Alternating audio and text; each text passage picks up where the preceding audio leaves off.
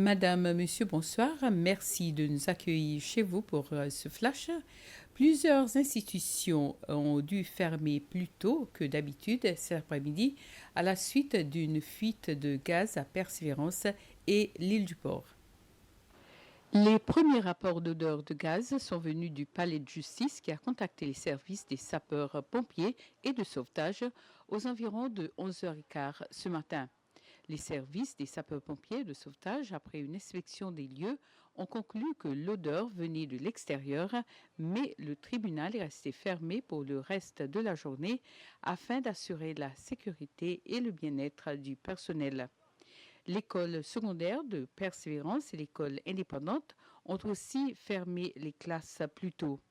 Environ 16 élèves de l'école secondaire de Persévérance ont été évacués d'urgence à l'hôpital pour une surveillance médicale. Leur condition est stable. Le service des sapeurs-pompiers continue ses recherches avec l'appui de la division des catastrophes pour retrouver l'origine de cette fuite de gaz. Le journaliste Ralph Volser a comparu à nouveau devant le tribunal de première instance cet après-midi pour s'entendre dire que le chef d'accusation a été réqualifié.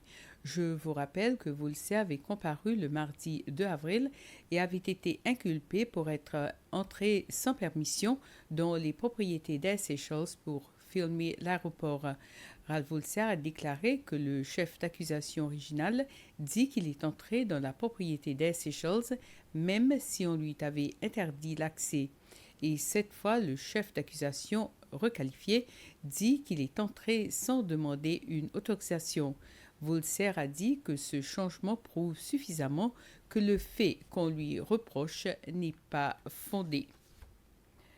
Il est donné au public jusqu'au 30 avril pour faire parvenir les nominations aux récompenses et prix qui reconnaissent les efforts remarquables ou de travail exceptionnel d'individus, d'organisations, de groupes ou de familles pour le pays.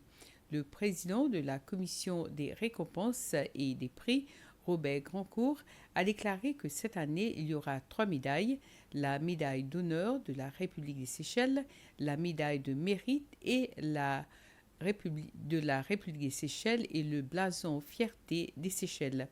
Le chancelier de l'Ordre des Seychelles, le président Wevalum Kalawan, sera présent à la remise de ces prix durant les célébrations nationales de juin. Les gens peuvent récupérer les formulaires de nomination dans les bureaux des districts, chez les membres de la Commission nationale des prix et récompenses. On peut aussi avoir accès à une copie de ce formulaire sur le site web de State House. Les ministères de l'Éducation et de la Santé ont commencé à mettre les formulaires d'enregistrement à la disposition des agences de nettoyage qui souhaiteraient nettoyer leurs établissements, à savoir les écoles, les hôpitaux et les cliniques. Les deux ministères ont déclaré aux contracteurs être désormais plus stricts sur la qualité des travaux effectués. Les contracteurs ont été également sensibilisés sur les précautions à prendre pour leur propre sécurité.